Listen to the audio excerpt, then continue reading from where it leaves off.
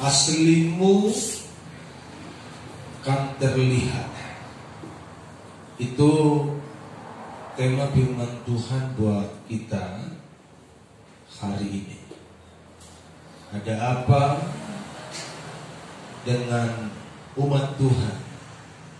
Ada apa dengan gereja Tuhan yang seringkali kontradiktif antara kehidupan di gereja dengan kehidupan di luar sana?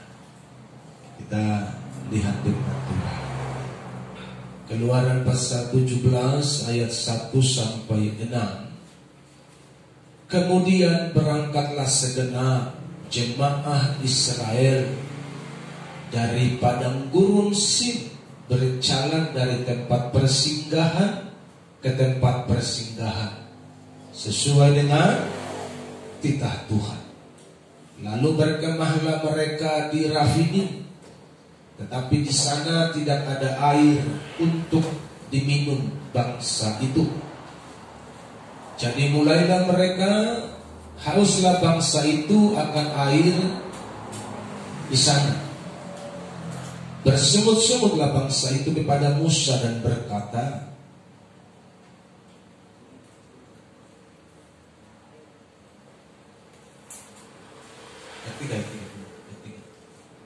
bersungut-sungutlah bangsa itu kepada Musa dan berkata, mengapa pula engkau memimpin kami keluar dari Mesir untuk membunuh kami, anak-anak kami dan ternak kami dengan kehausan?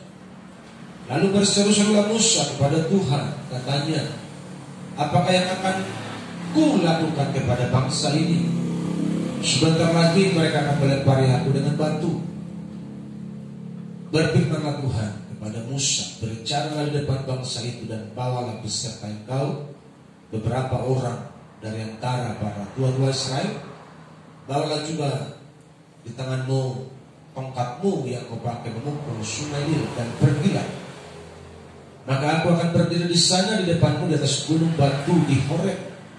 Haruslah kau pukul gunung batu itu, dan dari dalamnya akan keluar air, sehingga bangsa itu dapat minum. Demikianlah diperbuat Musa di depan mata tua-tua Israel.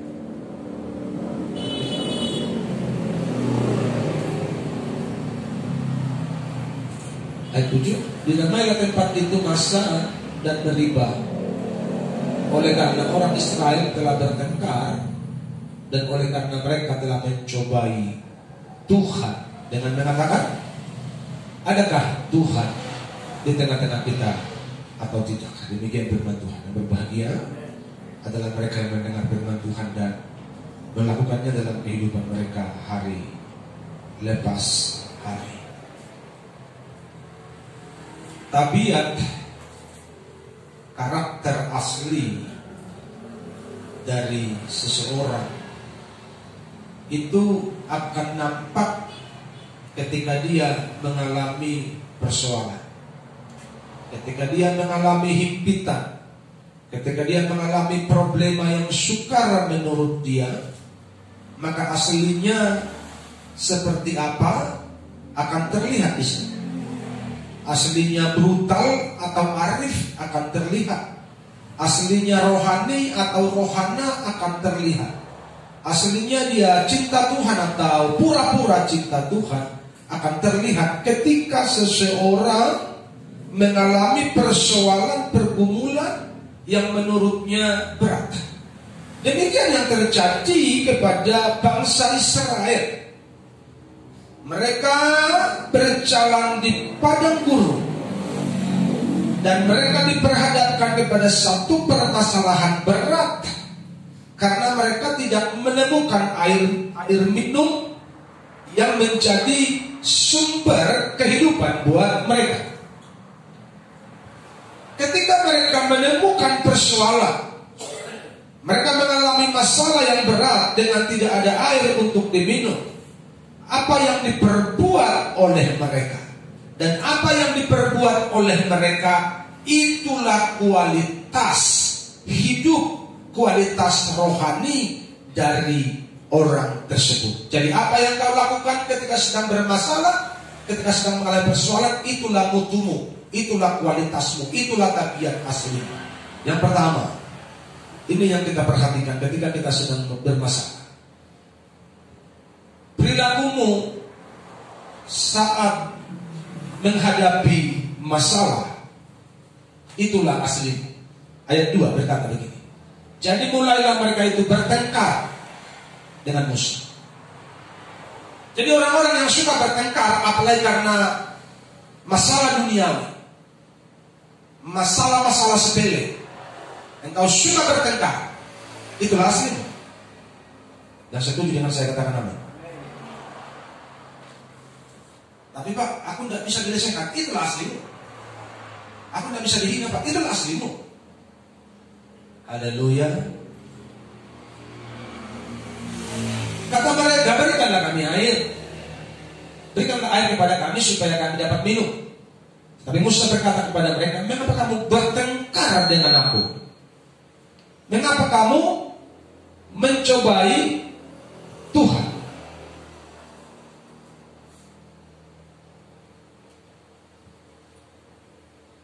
Ketika hidup kita aman, damai, tentram, kondusif, banyak uang,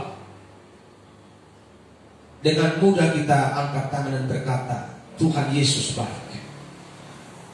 Dan semua orang bisa mengatakan itu. Tetapi ketika kita sedang bermasalah, sedang ada beban berat, kita mulai bilang begini, di mananya engkau Tuhan? Ayat 2, mengapa kamu, ayat terakhir, kalimat terakhir, mengapa kamu mencobai Tuhan? Betulnya firman Tuhan ini, benarnya Tuhan ini sayang sama aku. Buktinya aku sudah berdoa sebulan dan dijawab-jawab. Mulai ada persungutan dan gerutu ketika sedang bermasalah, itu menunjukkan bahwa memang itulah aslimu. Engkau hanya cinta Tuhan kalau engkau sedang diberkati. Yang seperti itu katakan amin. Haleluya. Makanya masalah itu menjadi tolak ukur atas kerohanian seseorang. Kalau engkau cinta Tuhan hanya ketika engkau sehat, engkau diberkati, engkau banyak uang, dan ketika engkau sedang bermasalah, engkau mulai menjauh dari Tuhan, engkau mulai bersungut-sungut, menggerutu, menyalahkan Tuhan, itulah tandanya bahwa sesungguhnya engkau adalah manusia duniawi. Katakan amin. Tekanan permasalahan akan menampilkan tabiat seseorang. Ini bukan cuma jemaat, pendeta pun sering berangkat. Itu gak masalah. Ya bukan cuma jemaat, ini pergumulan semua orang. Kenapa? Karena ini berbicara tabiat, berbicara karakter. Seperti tanah liat di tangan penjunan, yang tidak mau dibentuk ya tetap duniawi. Itu gak masalah. Yang tidak mau diproses tetap duniawi. Tapi yang mau dibentuk Tuhan menjadi manusia rohani, menjadi bencana kemuliaan. Terlepas dari engkau jemaat, pengerja, pendeta, kalau engkau tidak mau dibentuk sama Tuhan, engkau tetap manusia duniawi, walaupun engkau pakai jubah tiap minggu. Haleluya.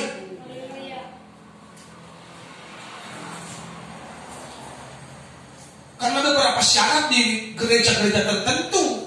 Bukan dicek pertobatanmu, cinta Tuhanmu. Yang dicek, kau tamatan sekolah teologi apa tidak. Jadi bukan diperhatikan ini bertobat yang cinta Tuhan, ini punya hati, bukan itu. Namanya organisasi.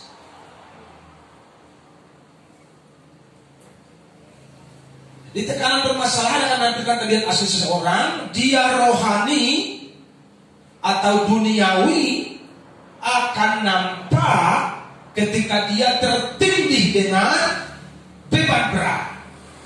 Begitu tertindih dengan beban berat, aslinya akan nampak dia duniawi atau dia rohani. Kalau dia duniawi, dia akan tarik begini, ayo Kau hina gua. Anda pernah dengar kan?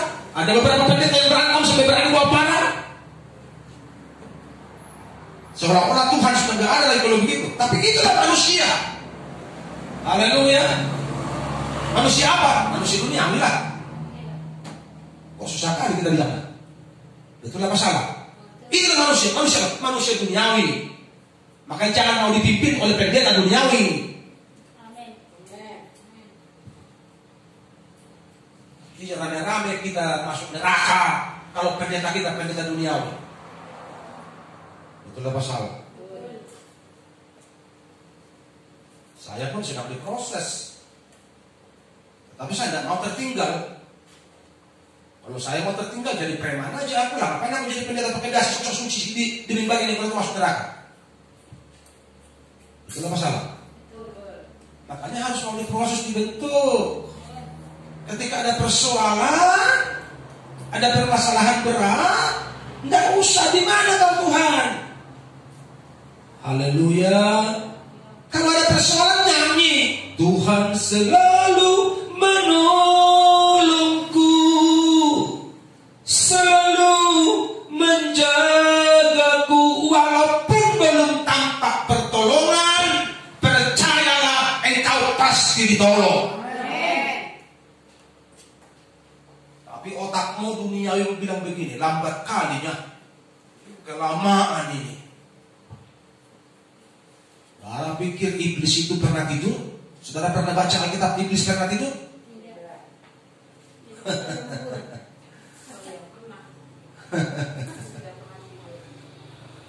Jadi kalau engkau otakmu dibuat mumet terus, karena memang iblis tidak pernah tidur.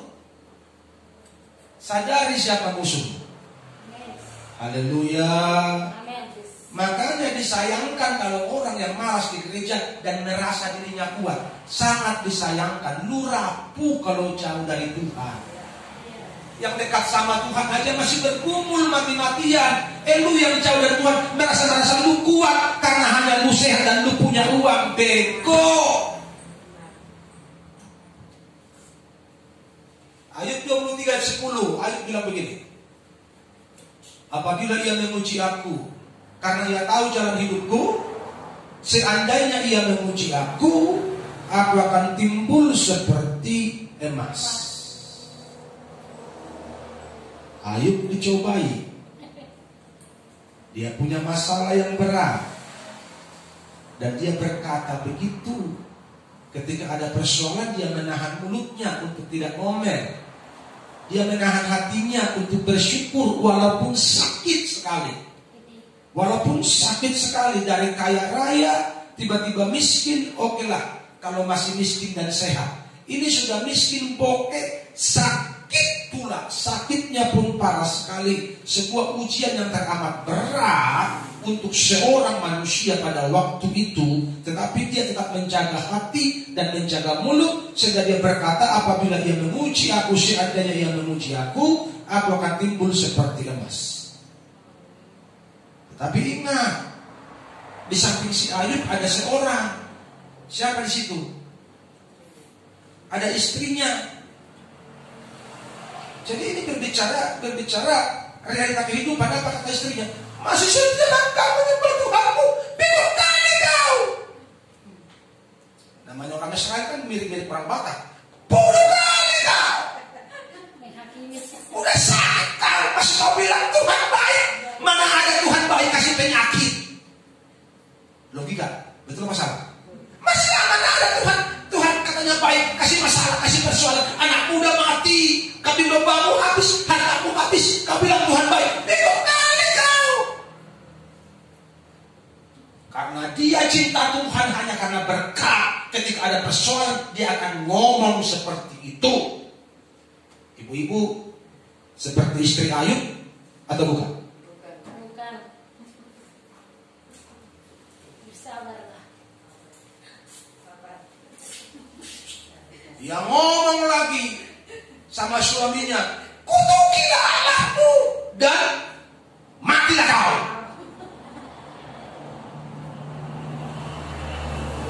Mati dan capek kali aku urus kau. Gak level itu kau. Gak sakit-sakitan kau. Saya kan cinta sama kau kan karena uangmu. Mungkin begitu dalam hatinya. Ada uang abang. Orang Kristen pun banyak begitu. Yang pura-pura cintanya dia. Dia mau lari agak takut sama firman Tuhan. Ditahan-tahan tapi karena uangnya. Makanya kalau suaminya gak punya uang, dimaki-maki. Di sini gak ada yang begitu, gak ada yang ngaku. Jadi hasilnya itu akan nampak ketika ada masalah. Engkau mau seperti istri Ayub atau engkau seperti Ayub akan terlihat dari perkataanmu dan perbuatanmu. Haleluya. Jadi kalau di gereja begini, oh semua orang bisa, betul enggak? Semua orang bisa begini. Haleluya. Oh mantap kali lah. Kira malaikat tidak, kayak malaikat tidak kalau nyanyi di gereja, suci kali. Dengar baik-baik, di naik klub sana orang lebih semangat menyanyi. Itulah masalah. Di kondangan orang lebih semangat menyanyi. Di naik klub orang lebih semangat menyanyi. Kalau cuma nyanyianmu yang menentukan engkau rohani. Tapi sikapmu ketika diuji, itulah menentukan engkau duniawi atau rohani. Bukan nyanyian yang jingkrak-jingkrak walaupun itu diperlukan. Daud menari-menari, tapi Daud menari-menari hidupnya benar. Amin. Haleluya. Haleluya. Kalau orang sudah sadar di sini tidak ada begitu. Sudah sadar kan orang menari-menari hanya untuk menutupi kemunafikan. Menutupi kemunafikan itu maksud pura-pura nari lah. Oh cinta Tuhan dia nyanyi semangat kali. Sehingga ada begitu. Asy mo Tuhanmu buana to khuna Tuhan gambar dan mea. Haleluya. Seperti apa engkau timbulnya? Kalau Ayub bilang aku mau timbul kayak emas. Saudara mau timbul kayak apa? Kayak batu lah. Kayak jerami lah. Tidak punya nilai yang kosong. Nampak ketika pencobaan datang. Duniawi atau rohani? Bukan pada kata manis I love you Jesus. Istri Ayub pun bilangnya itu waktu dia diberkati. Betul apa salah? Istri Ayub pasti paling sok suci waktu dia banyak uang. Tapi Ayub gak sok suci. Dia betul-betul tiap pagi dia potong korban untuk berdamai dengan Tuhan atas 10 anaknya. Sebelum mati tiap pagi dia minta ampun Tuhan, siapa tahu anakku ini. Karena anaknya tiap hari kan pesapora kan. Tiap hari ketemu di rumah nomor 1, nomor 2, nomor 3, nomor 4, nomor 10 ganti-ganti. Karena orang kaya raya ya. Jadi setiap pagi Ayub kasih korban sama Tuhan. Ini korban pengampunan dosa buat anak-anakku. Siapa tahu mereka terlanjur sembrono dengan perkataannya mengutuk Tuhan. Karena diberkati ampuni dia dengan tulus setiap hari. Istrinya yang tahu dengan Tuhan. Tapi akan nampak ketika sedang mengalami bersuara. Haleluya. Jadi jemaat Tuhan sudah tahu. Engkau duniawi atau rohani ketika engkau sedang bermasalah. Haleluya. Kalau engkau di rumah suka maki-maki suamimu, itulah aslimu. Tidak usah ngomong cinta Tuhan. Payah kali, pura-puranya itu. Betul apa salah? Haleluya. Jadi kayak mana ya Pak yang rohani itu? Kau dimaki, kau memberkati. Gampang kan? Ibu-ibu gampang apa susah? Kalau kau dimaki, kau balas memaki, itu namanya rohana. Haleluya. Jadi gimana Pak yang rohani itu? Gampang kali. Kau dikutuki, kau memberkati. Kau dimaki-maki, kau bilang terima kasih ya sudah kau maki aku dah. Terima kasih.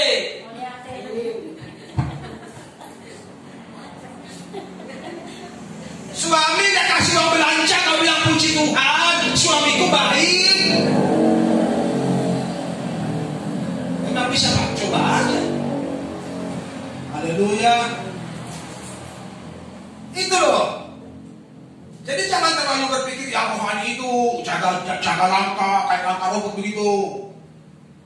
Oh rohani di gereja, kayak mereka jalannya kan, lu munafik namanya itu. Pakai jubah panjang, menutupi dosa. Memang Tuhan suka dengan jubahmu. Tuhan suka sama hatimu. Amin. Haleluya. Ketika orang tipu kita bilang Tuhan ampuni dia. Kalau kita datang ke rumahnya, kita bawa parang ya, jelas kita duniawi. Itu gak masalah. Kau tipu aku, kita bawa parang ke rumahnya, ya udahlah. Simbolis lah itu. Haleluya. Kita jadikan orang, kita bilang Tuhan ampuni dia. Walaupun sakit hatiku, tapi sudahlah, lupakan lah. Itunya namanya orang rohani. Katakan amin. Kalau orang jahat sama kita, kalau kau jahat sama aku lebih jahat loh. Kalau kau baik sama aku lebih baik loh. Duniawi loh. Haleluya. Itu bahasa orang duniawi. Kalau kau baik, aku lebih baik. Kalau kau jahat, aku mah lebih jahat. Simbolis itu yang bilang begitu. Haleluya. Kalau orang rohani, dia selalu mengalah, yang penting orang lain bahagia. Oh, berat kali Pak, memang beratnya. Orang kita bilang sudah dibilang tampar pipi kiri, kasih pipi kanan. Apakah berat itu? Berikan juga mengalah. Orang ngajak kita jalan 1 kilo, kita jalan 2 kilo. Haleluya. Berat ya? Makanya firman Tuhan bilang sempit jalan ke surga karena beratnya. Amin. Saudara mau rohani? Haleluya. Aslimu kan terlihat. Engkau rohani atau duniawi ketika sedang bermasalah. Haleluya. Makanya kalau sedang bermasalah itu jangan ribut. Yang di rumah suami istri jangan berantem. Nyanyilah suka duka dipakainya untuk kebaikanku. Amin. Kalau engkau dimaki-maki, berdoalah kayak doa Tuhan Yesus. Bukan kehendakku yang jadi, kehendakmu lah yang jadi. Kalau kehendak kita mau gampar dia. Bukan masalah. Kalau kehendak kita mau gampar, siapa yang rela dihina sih? Betul enggak? Siapa yang rela dipersalahkan? Tidak ada.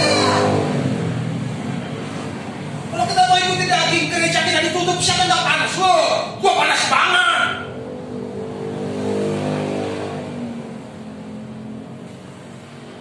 Tapi Yesus mengajarkan doa, Bapa, bukan kehendakku yang jadi, tapi kehendakmu lah yang jadi. Artinya keakuan, keegoan kita matikan. Haleluya. Sehingga ego kita, karakter, tabiat asli manusiawi kita nggak nonjol lagi, tapi karakter Kristus yang menonjol. Dibutuhkan jam terbang dengan Tuhan untuk bisa mengerti itu. Karena orang-orang duniawi tidak masuk akalnya itu. Yang kedua, ayatnya yang ke-3, hauslah bangsa itu akan air di sana. Bersungut-sungutlah bangsa itu kepada Musa dan berkata, mengapa pula engkau memimpin kami keluar dari Mesir untuk membunuh kami, anak-anak kami dan ternak kami dengan kehausan. Yang kedua, dewasa atau kanak-kanak akan nampak. Dewasa atau kanak-kanak akan nampak. Menurut jemaat Tuhan yang memimpin bangsa Israel keluar dari Mesir, Musa atau Tuhan?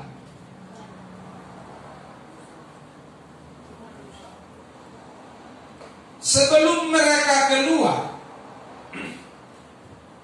biar kita mengerti bagaimana kita memaknai setiap masalah. Kita ini kanak-kanak atau dewasa. Sebelum mereka keluar dari Mesir, Alkitab mencatat 10 tulah, 10 keajaiban yang Tuhan kerjakan kepada bangsa Mesir sampai mereka dengan rela dan mengusirlah bangsa Israel dari Mesir karena mereka sudah tidak tahan lagi. mengalami tulah yang ke-10 itu. Karena yang tulah yang ke-10 di setiap rumah kematian anak sulung. Begitu ngeri cerita kesedihan di Mesir pada tengah malam itu. Karena semua anak sulung di setiap rumah lewat. Sehingga mereka dipaksa keluar malam-malam itu. Bangsa Israel melihat dengan matanya sendiri bagaimana Tuhan membuat perbedaan di Goshen, tempat mereka tinggal. Tidak pernah ada satu malapetaka pun dari 10 itu, karena Tuhan membuat perbedaan. Di Mesir Tuhan meludahi terus sampai 10 kali. Setelah mereka keluar dari Mesir, mereka berjumpa dengan Laut Merah. Mereka mengalami ketakutan karena bangsa Mesir, rajanya sadar, apa yang kita lepas mereka? Kan mereka budak-budak kita lumayan dikerjakan. Mereka mau jemput. Begitu mereka nampak ketakutan bangsa Israel. Ketika Tuhan bicara sama Musa, bicara sama laut itu, sehingga laut terbelah, mereka jalan di tanah yang kering, melewati Laut Merah. Ini keajaiban yang sudah gak mampu lagi akal kita berpikir ini. Gimana caranya mengeringkan laut? Tapi bagi Tuhan tak ada yang mustahil. Mereka menyeberang. Singkat cerita, mereka menyeberang. Dan laut tertutup. Raja Firaun dan seluruh tentaranya tenggelam dan terdampar di situ. Yang mati di tengah laut, mati di pantai, pokoknya matilah mereka. Dibikin Tuhan. Berjalan. Tidak ketemu air. Apa kata mereka? Mengapa pula engkau memimpin kami keluar dari Mesir? Untuk apa? Untuk membunuh kami. Jadi kalau orang yang kanak-kanak, dia selalu berkata, Tuhan engkau baik kalau aku kenyang. Namanya ada kanak-kanak. Kalau dia lapar, dia akan teriak-teriak. Malaya, aku lapar. Sepertinya Tuhan menjadi tidak ada. Padahal laut Teberau baru terbelah. Itu keajaiban luar biasa perbuatan Tuhan. Harusnya nyanyi begini. Kalau kemarin ditolong, sekarang juga. Katakan amin. Harusnya nyanyi dong, menyembah Tuhan. Beri hati Bapa, aku haus Tuhan. Aku percaya Engkau punya kuasa untuk beri aku minum, bukan cari berantang. Haleluya. Ngapain pimpin kami supaya kalian mati di sini? Kalau mau mati ya mati di Laut Teberau aja. Kemarin atau mati di Mesir. Orang sudah dijajah tiap hari disuruh kerja paksa. Justru karena Tuhan sayang, Tuhan bebaskan mereka dari penjajahan di Mesir. Dipimpin menuju satu tanah perjanjian namanya tanah Kanaan. Memang untuk masuk tanah Kanaan itu lewati padang gurun. Mengapa harus melewati padang gurun? Untuk menguji kemurnian imanmu, untuk menguji kerendahan hatimu. Engkau cinta Tuhan dengan tulus atau engkau cinta Tuhan karena berkatnya?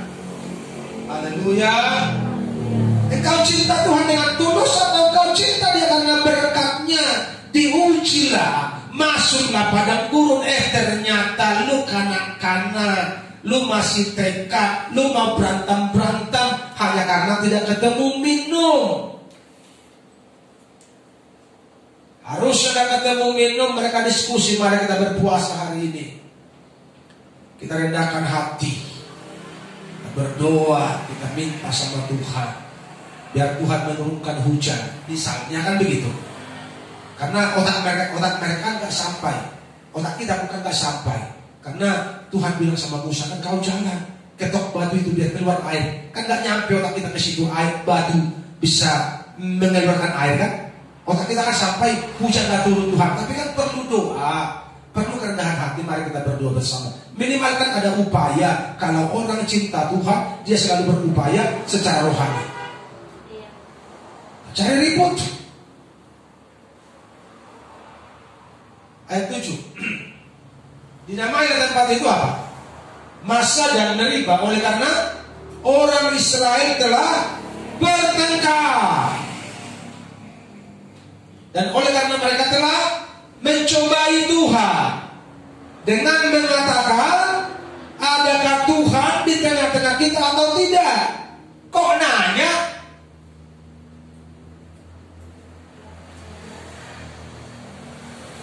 Persoalannya begini, dengar baik-baik. Mengapa mereka, adakah Tuhan di tengah-tengah kita atau tidak? Karena otak mereka, kalau Tuhan ada di sini, akan ada makanan, ada minuman, ada daging, ada snack, lengkap semua. Itu menurut logika mereka, kalau Tuhan ada di tengah-tengah mereka. Karena tidak ada minum, tidak ada makan, berarti Tuhan gak ada. Lu ukur Tuhan hanya dengan berkah. Lu ukur Tuhan hanya dengan perut kenyang. Betul begitu kan? Haleluya. Jemaat Tuhan, kalau lagi bermasalah, tetap cinta Tuhan? Atau hanya ketika panen kau bilang Tuhan baik? Begitu gagal panen, kau sudah bilang Tuhan gak baik nih. Panen itu gagal, rugi aku. Haleluya. Kalau engkau rugi panen, Tuhan tetap baik. Karena dari tempat lain Tuhan bisa buka jalan berkah. Jadi orang rohani selalu berpikir yang sederhana, menggantungkan harapnya kepada Tuhan. Bukan, adakah Tuhan di tengah-tengah kita? Emang Tuhan kita pernah tidur? Haleluya. Penjaga Israel, penjagamu tidak pernah tertidur, tidak pernah terlelap. Haleluya. Siang malam dia memantau, matanya tertuju kepadamu, kepada teriak meminta tolong.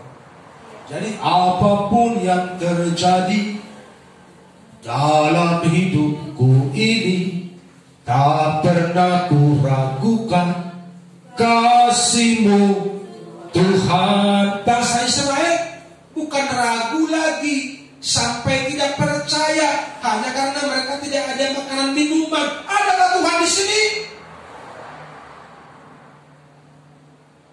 Haleluya. Karena mereka pikir gini, padang gurun nih, muhabi mati habis Indonesia. Kan begitu. Ini padang gurun mah kita kami semua di sini. Karena memang di padang gurun gak ada air. Kalau ada sumber air namanya oasis, itu sumber air padang gurun itu kecil. Di sini ada sumber air kecil, sedikit. Sementara yang jalan ini diperkirakan 2 juta. Jadi saudara bisa bayangkan 2 juta kali 1 gelas, 1 orang sekali minum. Wih, ya kan? Jadi kalau cuma ketemu sumber air kecil namanya oasis di padang gurun itu mah buat 1 keluarga aja. Ini belum lagi apa itu? Binatang yang mereka bawa keluar. Mereka itu binatang juga perlu minum juga. Jadi yang minum hewan, yang orang banyak, hewan lagi. Jadi kalau mereka sekali minum, itu mah babi yang bisa kering itu kan sekali minum mereka. Dia kan yang minum kan 2 juta orang. Sekali minum, itu kering itu dibikin. Oh, 1 gelas, wah. Makanya otak mereka berpikir, kalau begini pasti mati kita di padang gurun ini, tidak ada sumber air di sini. Dipandang ke depan begini gersang semua, kemana bisa hidup? Sehingga mereka berkata, di mana Tuhan? Harusnya kalau Tuhan ada, kita nggak lewat padang gurun, ya kan? Kita lewat jalan raya, jalan sejuk yang penuh dengan pohon-pohon, penuh dengan buah-buahan. Orang selalu berlogika begitu. Kalau ikut Tuhan itu kan diberkati, lancar, sukses, berhasil, nikmat kali. Itu yang selalu orang pikir bertuhan. Begitu bermasalah, katanya gak cinta Tuhan. Begitu banyak persoalan, katanya Tuhan kurang sayang. Justru kalau banyak masalahmu, karena Tuhan sayang sama. Haleluya. Saya ulangi, justru karena banyak persoalanmu, Tuhan sayang kali sama. Supaya engkau semakin dimurnikan hingga engkau mengerti kehendak Tuhan. Haleluya. Orang dewasa itu akan merenungkan Dia tidak nyalahkan orang, apalagi menyalahkan Tuhan. Dia kan merenungkan dan mengambil hikmat dari setiap persoalan. Begitu ada masalah, oh rupanya Tuhan, aku masih gampang emosi. Masih gampang aku emosi, gak dikasih masalah ini supaya aku bisa menahan emosi. Besok datang lagi persoalan, oh ternyata aku masih gampang kesinggung, sehingga aku disinggung terus sama orang. Jadi kalau orang singgung kau, jangan bilang dia nih kurang ajar, itu kau usah bilang begini, syukuri itu sedang menetes, kau masih kesinggung enggak? Katakan amin. Halo. Jadi jangan bilang gak sopan dia singgung saya, jangan mulutnya dipakai Tuhan untuk menguji kualitas iman lo. Haleluya. Jadi kalau orang menyinggung terima kasih Tuhan. Ternyata aku udah kesinggung lagi, udah lulus aku. Nanti dikasih lagi ujian lebih berat. Kalau begitu gak pernah selesai dong, gak pernah selesai sebelum kita mati. Haleluya. Tak pernah selesai sebelum kita mati.